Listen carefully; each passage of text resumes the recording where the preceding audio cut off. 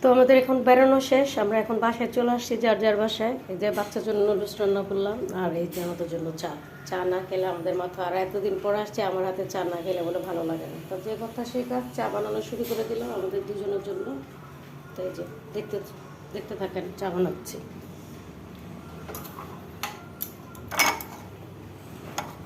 আমার হাতে চা না খেলে বলে ভালো লাগে না, তাই চা বানাই দিলাম।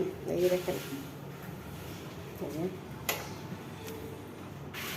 বিসমিল্লাহ। আমার হাতের চা খাওয়া নাকি বলে অনেক মিস করছে।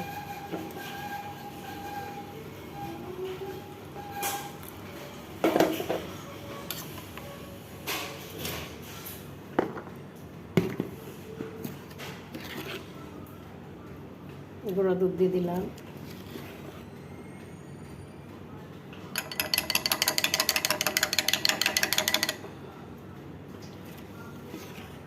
আজকে একটু কড়া করে চা বানাবো, কারণ মাথাটা আজকে ব্যথা হয়ে গেছে কেন জানি, তাই একটু কড়া করে চা।